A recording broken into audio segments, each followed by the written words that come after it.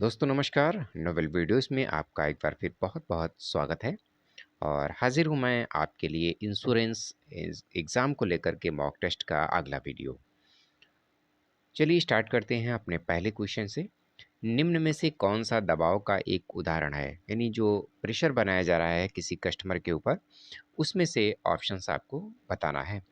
A option हमारा है, रमेश ने ठीक प्रिंट के ज्ञान के बिना एक अनुबंध पर हस्ताक्षर कर दिए हैं। तो ये ऑप्शन हमारा किसी प्रेशर का यहाँ पे किसी चीज़ का संबंध नहीं बन रहा है। यहाँ पे अगला ऑप्शन देखते हैं। रमेश ने महेश को मारने की धमकी दी अगर वह अनुबंध पर हस्ताक्षर नहीं करेगा, यानी एग्रीमेंट में जो सिग्नेचर हैं वो नहीं करेगा तो उसको वो मार देगा। तो यहाँ पर लग रहा है कि वो प्रेशर बना रहा है इस तरह का। सी ऑप्शन देखते हैं फिलहाल। रमेश ने अपने पेशेवर का उपयोग महेश को अनुबंध पर हस्ताक्षर करने के लिए किया, ये भी नहीं है। रमेश ने एक अनुबंध पर हस्ताक्षर करने के लिए महेश को गलत जानकारी प्रदान की। गलत जानकारी प्रदान करके किसी एक प्रेशर नहीं क्रिएट किया जा सकता। तो इसका सही ऑप्शन आपको सामने सीधे-सीधे आप खुद समझ चुके होंगे कि बी ऑप्शन इसका जो सही आंसर है। अगला क्वेश्चन देखते हैं। अगला क्वेश्चन हमारा, रमेश ने निम्नलिखित विकल्पों में से कौन-सा बीमा का बीमा नहीं किया जा सकता, वो आपको बताना है। रमेश ने निम्नलिखित विकल्पों में से कौन-सा बीमा का बीमा नहीं किया जा सकता? यानी रमेश के विकल्प हैं, रमेश के घर का बीमा नहीं किया जा सकता, रमेश की पत्नी का बीमा नहीं किया जा सकता, सी रमेश के दोस्त का बीमा नहीं किया जा सकता, डी रमेश के माता-पिता का बीमा नहीं किया जा सकता। देखिए, रमेश से रिलेटेड रमेश का घर है, उसका हम इंश्योरेंस कर सकते हैं।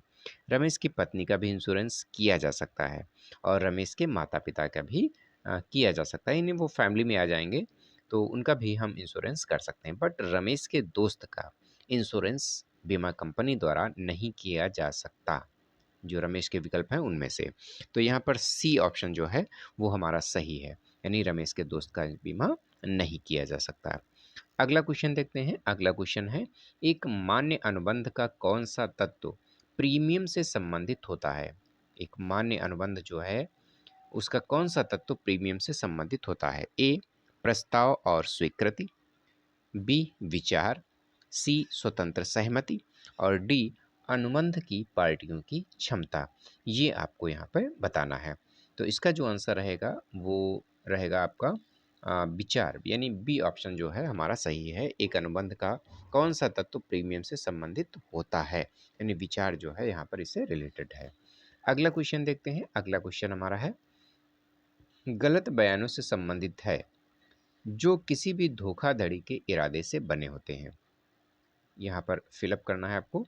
ए गलत प्रस्तुतिकरण जो है गलत बयानों से संबंधित रहेगा, बी योगदान, सी प्रस्ताव और डी प्रतिनिधित्व। तो यहाँ पर देखिए, जाहिर सी बात है, आप पढ़ रहे होंगे तो आपको पढ़ने से ही लग जाता है कि कभी कभी क्वेश्चंस होते हैं उसका आंसर सामने निकल के आ जाता है ना। तो यहाँ पर जो आंसर आपके लग रहे हैं बी, सी और डी, यहाँ पर गलत बयानों से संबंधित कोई भी आप रिलेशन नहीं बन पा रहा है रिलेशन।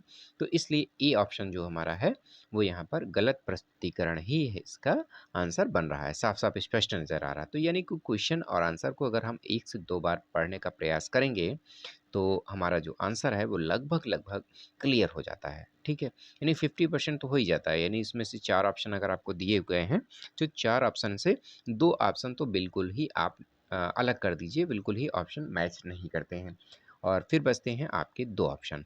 तो 2 ऑप्शन में आप समझ करके, पढ़ करके, आपने थोड़ा-सा अगर पढ़ा है, तो उसमें से आंसर आप सही लगा सकते हैं। चलिए अगला क्वेश्चन देखते हैं। अगला क्वेश्चन है, में आपराधिक मामलों के माध्यम से लागू दबाव शामिल है। आपराधिक माध्यम साधनों के माध्यम से दबाव लागू शामिल है, वो आपको बताना है। ए धोखा, बी अनुचित प्रभाव, सी दबाव और डी गलती। तो इनमें से ऑप्शन आपको बताना है। तो यहाँ पर जो आंसर रहेगा, ये आपराधिक साधनों के माध्यम से लागू दबाव शामिल है। क्या दबाव जो है आंसर यहाँ पर आपका सही है, यानी सी ऑप्शन आपका यहाँ पे सही जाएगा। अगला क्वेश्चन देखते हैं। अगला क्वेश्चन है, निम्नलिखित में से कौन सा जीवन बीमा अनुबंधों के बारे में सही है? कौन सा जीवन बीमा अनुबंधों के बारे में सही है, वो आपको बताना है। ए वे मौखिक अनुबंध हैं जो कानूनी रूप से लागू नहीं होते हैं। ठीक है? यानी जीवन बीमा अनुबंधों जो हैं वे मौखिक अनुबंध हैं जो कानूनी रूप से लागू नहीं होते हैं। ठीक है? सही है वो बताना ध्यान रखिएगा। अगला बी ऑप्शन हमारा है, वे मौखिक हैं जो कानूनी रूप से लागू करने योग्य हैं। सी, वे भारतीय अनुबंध अधिनियम 1872 की आवश्यकताओं के अनुसार दो पार्टियों के बीच अनुबंध होते हैं। और डी जो ऑप्शन है वे दांव अनुबंधों के समान है। तो यहाँ पर जो इसका आंसर रहने वाला है वो आपका रहेगा सी ऑप्शन रहेगा, यानी कि दो पार्टियों के बीच में ही जीवन बीमा कंपनियों का अनुबंध होता है। यानी पॉलिसी जो करा रहा है कस्टमर उसके साथ में, दूसरा बीमा कंपनी के साथ में अनुबंध आपका होता है। ठीक है, तो इस तरह से सी ऑप्शन हमारा सही है। अगला क्वेश्चन देखते हैं, इनमें से कौन सा अनुबंध के लिए एक वैध विचार नहीं है। जो सही विचार है वो इसके लिए नहीं है बीमा अनुबंध से संबंधित। पहला पैसा, ठीक है, ए ऑप्शन क्या है पैसा, बी ऑप्शन संपत्ति, सी ऑप्शन है घूस और आपका डी ऑप्शन है आभूषण।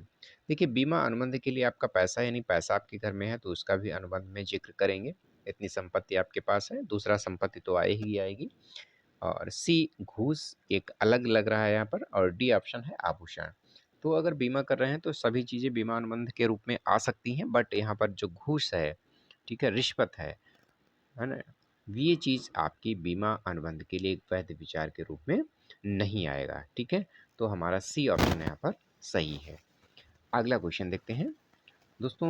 एक बार फिर मैं आपसे रिपीट करना चाहूँगा कि आप अपने सुझाव या जो भी कमेंट है वो कमेंट बॉक्स में ज़रूर आप दे दिया करिए, ताकि हमें भी लगे कि आप लोग कुछ ना कुछ जो है आप प्रत्युत्तर दे रहे हैं। और अगर कोई वीडियो अच्छा लग रहा है तो अच्छे के रूप में आप कमेंट दे सकते हैं, और अच्छा नहीं लग रहा है तो डिसलाइक भी कर सकते हैं, और कमेंट में भी बता सकते हैं किस लिए आपको वीडियो पसंद नहीं आ रहा है, तो उसको मैं कुछ दूर करने का प्रयास करूँगा। और दूसरी चीज़ मैं बताना चाहूँगा, अगर आप लोग जो इंश्योरेंस एग्ज़ाम से रिलेटेड पीडीएफ फाइल है, जो भी सारी पीडीएफ फाइल है वो आपको मिल जाएगी, बट कमेंट में आप अपनी मेल आईडी छोड़ सकते हैं, उस मेल आईडी पे मैं मेल कर दूंगा आपको, और डायरेक्टली आप उस बुक को पढ़ सकते हैं। और काफ़ी क्वेश्चंस उस बुक से ही आते हैं, काफ़ी हद तक 99% लगभग उसी बुक से आएंगे जो मैं आपको प्रोवाइड करा दूंगा। तो अगर बुक चाहते हैं तो आप कमेंट बॉक्स में ज़रूर अपनी मेल आईडी छोड़ दीजिएगा, आपको बुक उपलब्ध करा दी जाएगी। अगला क्वेश्चन देखते हैं। अगला क्वेश्चन हमारा है कि निम्न में से कौन सा पार्टी जीवन बीमा अनुबंध में प्रवेश करने के लिए योग्य नहीं है। तो यानी जीवन बीमा लाइफ इंश्योरेंस जो अनुबंध होगा, एग्रीमेंट होगा, उसमें प्रवेश करने के लिए योग्य नहीं है, वो आपको बताना है। व्यवसाय के मालिक, मालिक तो होगा ही, दूसरा नाबालिग, सी हाउसवाइफ, या और डी सरकारी कर्मचारी। तो जीवन बीमा यानी लाइफ इंश्योरेंस अनुबंध में एंट्री करने के लिए, अगर यानी कि एंट्री का मतलब है कि जो लोग जीवन बीमा लाइफ इंश्योरेंस ले सकते हैं, कौन कौन से वो लोग इनमें से हैं। तो ए ऑप्शन भी हमारा सही है, सी ऑप्शन भी सही है, और डी ऑप्शन भी सही है। तो बचता है हमारा बी ऑप्शन। तो बी ऑप्शन यानी नाबालिग है कोई, तो वो जीवन बीमा अनुबंध जो है उसमें एंट्री नहीं कर सकता है। ठीक है, अगला क्वेश्चन देखते हैं। जीवन निम्न में कौन सा कार्य यूबेरिमा फेडस के सिद्धांत को दिखाता है। ये ऑप्शन यहाँ पे आपको बताना है। ये क्वेश्चन थोड़ा सा आपके लिए नया लग रहा होगा, तो इसको आप क्वेश्चन को दोबारा रिपीट कर सकते हैं। यूबेरिमा फेडस के सिद्धांत को दिखाता है, निम्न में से कार्य हैं वो आपको बताना है। एक, बीमा प्रस्ताव पर ज्ञात चिकित्सा शर्तों के बारे में झूठ बोलना। बी ऑप्शन है बीमा प्रस्ताव पत्र प्रपत्र पर ज्ञात भौतिक तथ्यों का खुलासा नहीं करना, ये भी नहीं होना चाहिए। और सी है एक बीमा प्रस्ताव पर फॉर्म पर ज्ञात भौतिक तथ्यों का खुलासा करना चाहिए आपको। सी डी है समय पर प्रीमियम का भुगतान करना चाहिए। तो देखिए डी भी आपका सही है, समय पर प्रीमियम भुगतान भी करना चाहिए।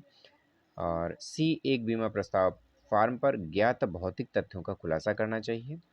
और बी है प्रस्ताव पत्र पर ज्ञात भौतिक तथ्यों का खुलासा नहीं करना चाहिए। तो यू फेरिमा सिद्धांत के अनुसार जो है एक बीमा प्रस्ताव पर फॉर्म पर ज्ञात भौतिक तथ्यों का खुलासा करना चाहिए। ठीक है, अगला क्वेश्चन देखते हैं। नीचे से कौन सा बीमा योग्य हित के संबंध में सही नहीं है, यानी बीमा के संबंध में जो हित है उसके संबंध में सही नहीं है। ए, पिता अपने बेटे पर बीमा पॉलिसी ले रहे हैं, ठीक है। और उसके बाद है हमारा बी ऑप्शन, पति पत्नी एक दूसरे पर बीमा लेते हैं। सी, मित्र एक दूसरे पर बीमा लेते हैं। नियोक्ता कर्मचारियों पर बीमा ले रहा है। देखिए किसी भी पहला ऑप्शन आप क्लियर कर लीजिए कि पिता अपने बेटे पर पॉलिसी ले रहा है, यानी फादर है अपने बेटे की पॉलिसी वो ले सकता है, बिल्कुल सही है। दूसरा, पति पत्नी एक दूसरे पे बीमा लेते हैं अगर को इंश्योरेंस है। कुछ पॉलिसी ऐसी आती है जिसमें इंश्योरेंस एक ही साथ होता है, कभी पे एक दूसरे पर बीमा ले लेते हैं, तो वो भी सही है। और डी ऑप्शन, नियोक्ता कर्मचारियों पर बीमा ले रहा है, यानी जो किसी सर्विस प्रोवाइडर है वो अपने जो भी कर्मचारी लगे हैं उनका एक सामूहिक बीमा करा लेता है, तो वो भी सही है। और सी ऑप्शन जो है, मित्र एक दूसरे पर बीमा नहीं लेते हैं, ठीक है। यहाँ पर लेते हैं लिखा हुआ है, इसलिए ये ऑप्शन हमारा सी जो है वो आंसर आपका गलत रहेगा, ठीक है। यानी यहाँ पर ऑप्शन सी सही है, वैसे गलत है।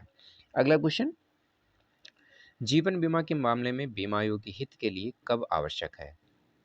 बीमा लेने के समय, दावे के समय, जीवन बीमा के मामले में बीमा योग्य ब्याज आवश्यकता नहीं है, डी पॉलिसी खरीद के समय या दावे के समय। तो ये आपको यहाँ पे ऑप्शन बताना है। जीवन बीमा के मामले में बीमा योग्य हित के लिए कब आवश्यक है, ये आपको बताना है। तो यहाँ पर जो 11वें का है, ये बीमा लेते समय ही ये आपको क्लियर कर लेने चाहिए, जो भी आपके बीमा योग्य हित हैं उसमें कौन कौन से कवर किए जा रहे हैं वो आप पॉलिसी दस्तावेज में पढ़ सकते हैं, या अपने इंश्योरेंस जो बीमा भी करता है उससे आप क्लियर कर सकते हैं, या बीमा कंपनी से क्लियर कर सकते हैं, ठीक है। तो ये चीज़ें बीमा लेने समय ही आपको देख लेनी चाहिए। अगला क्वेश्चन, निम्नलिखित परिदृश्य में मौत के नज़दीकी कारण पता करें। क्या पता करना है यहाँ पर? अजय एक घोड़े से गिरता है और उसकी पीठ टूट जाती है। वह पानी के एक पूल में निहित है और उसे निमोनिया होता है। उसे अस्पताल में भर्ती कराया जाता है और जिसके कारण उसकी क्या हो जाती है? डेथ हो जाती है। तो डेथ का कारण क्या होगा? निमोनिया होगा, पीठ टूटना होगा, या एक घोड़े से गिरना होगा, या सर्जरी होगी। तो ये आपको यहाँ पे बताना है। देखिए मौत का नज़दीकी कारण क्या रहेगा? सबसे पहले फर्स्ट टाइम क्या हुआ उसके साथ में? घोड़े से गिरा, ठीक है। यानी पीठ टूटने की वजह से वो मरा? नहीं, ऐसा नहीं हुआ। वो पानी में रहा, पूल में, पानी के पूल में रहा, इसलिए इसको निमोनिया हो गया। निमोनिया के कारण मरा? ऐसा भी नहीं है, क्योंकि अजय एक घोड़े से सबसे पहले फर्स्ट टाइम गिरता है, तो यानी अजय के घोड़े के गिरने से ही उसकी डेथ होती है। तो जहाँ पर यही ऑप्शन आपका सही होगा, ठीक है। फिलहाल ये थे हमारे आज के क्वेश्चन। मिलते हैं अगले वीडियो के साथ में, तब तक के लिए नमस्कार।